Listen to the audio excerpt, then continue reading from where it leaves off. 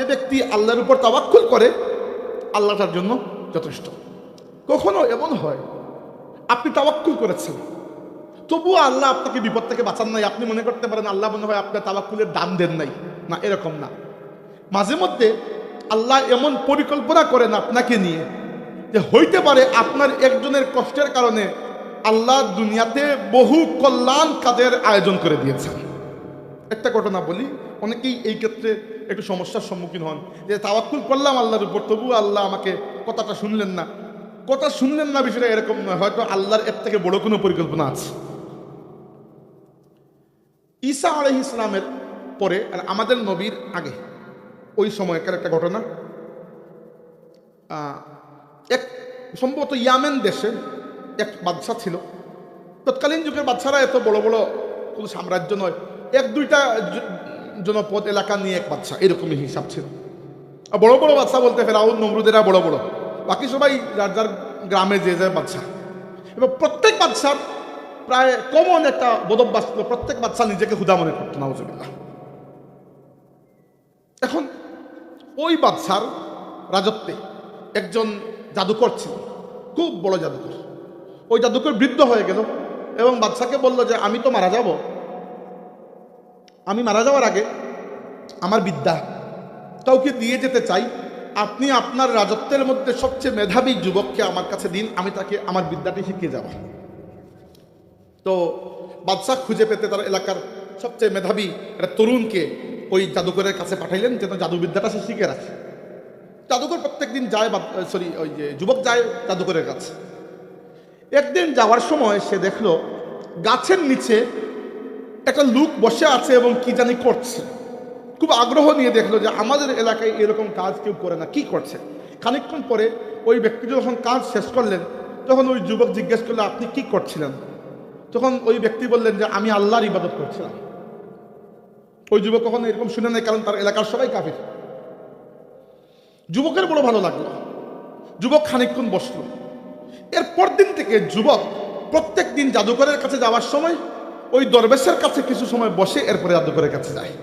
আর ওই দরবেশ নবী ঈসা আলাইহিস সালামের উম্মত, মানে মুসলমান তিনি।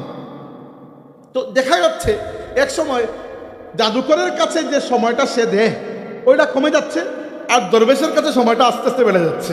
এক সময় ওই যুবকটা ইসলাম কবুল করে ফেলল, আল্লাহ রাব্বুল আলামিনের ইবাদত করলো এবং আল্লাহর এক ওলির সংস্পর্শে আল্লাহ তাকে ওলি বানিয়ে দিলেন। বাচ্চা মানুষ তো, এখন কেউ তার কাছে সাহায্যের জন্য আসলে সে হাত বুলিয়ে দিত, শিফা লাভ করত। এরকম খবর তো আর অজানা থাকে না। কয়েকদিন পরে জানাজানি হয়ে গেল, বাচ্চাটাকে ডাক দিলেন যে তোমার নাকি এরকম ক্ষমতা, তুমি নাকি হাত বুলিয়ে দিলে মানুষ শিফা লাভ করে। সে বলল জি। তো তুমি এগুলো কিভাবে করো? সে বলল খুদার নামে করি। বাদশা বললেন আমার নামে? সে বললেন না, তুমি খুদা নও, আমিও নই, তোমার এবং আমার উভয়ের স্রষ্টা আল্লাহর নামে আমি এটা করি। বাদশা তো রেগে আগুন, কে শিখিয়েছে এগুলো তোমাকে? জাদুকর? না, জাদুকর না। কে? বাচ্চা মানুষ তো, বলে দিয়েছে নাম দরবেশের। বাদশা দরবেশকে মহলে নিয়ে এসেছেন এবং জ্যান্ত অবস্থায় আড়ি দিয়ে কেটে দুই টুকরো করে তাকে শহীদ করে ফেলেছেন।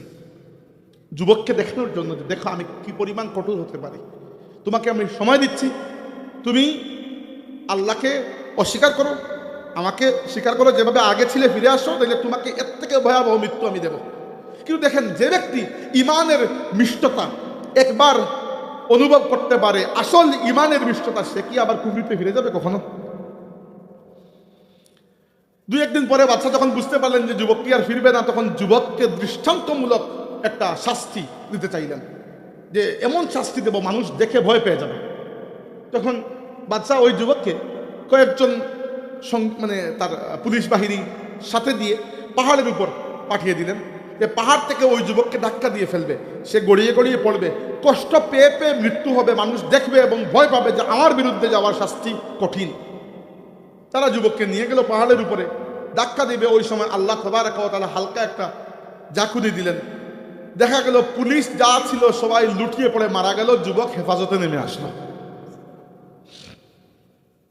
বাদশাহ আবার পাঠালেন, এবার কয়েকজন পুলিশকে দিয়ে কয়েকটা নৌকা দিয়ে সাগরের মধ্যখানে গিয়ে তার নৌকাটিকে ডুবিয়ে দিয়ে আসো। সে হাবুডুবু খেয়ে খেয়ে পানি খেয়ে মরবে, কষ্ট পাবে, মানুষ দেখে ভয় পাবে। দেখা গেল না, ওইখানেও আল্লাহ একটা বাতাস বা ঢেউয়ের ব্যবস্থা করেছেন। যারা নিয়ে গিয়েছিল এরা মারা গেল, যুবক আবার তার নিজের নৌকা দিয়ে সুন্দর করে ফিরে আসলো। বাচ্চা তো রেগে আগুন, যে কাহিনী কি? যুবক বলল, শুনেন, আপনি কি আমাকে মারতে চান? না, বাচ্চা বলে, হ্যাঁ, এতক্ষণ ধরে তো এই চেষ্টাই করতেছি।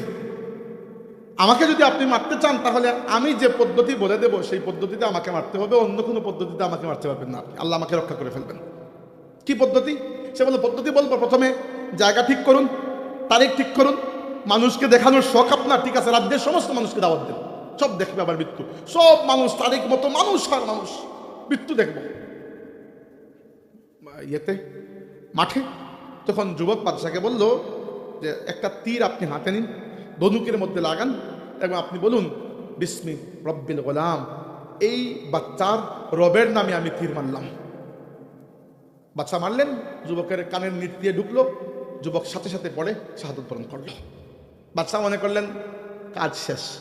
যেই মাত্র মনে করলেন কাজ শেষ, সাথে সাথে তিনি লক্ষ্য করলেন যে উপস্থিত কয়েক হাজার মানুষ এক বাক্যে বলে উঠল, আমান্না বিরব্বিল গোলাম, আমরা এই যুবকের রবের উপর ঈমান নিয়ে আসলাম।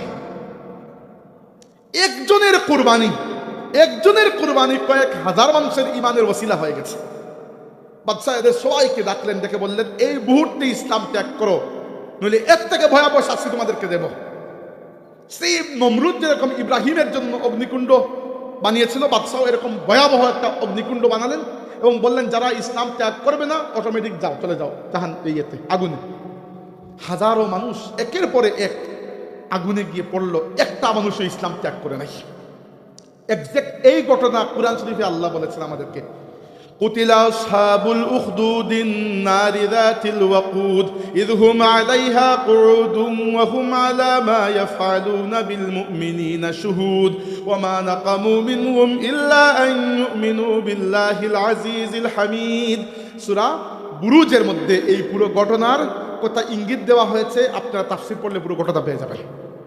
তার মানে ওই যুবক তো ভরসা করেছিল আল্লাহর উপরে। ইব্রাহিম আলাইহিস সালামকে আল্লাহ বাঁচিয়েছেন, যুবককে বাঁচান নাই। বাঁচিয়েছেন, বাঁচানোর পেছনেও আল্লাহর পরিকল্পনা ছিল কিনা?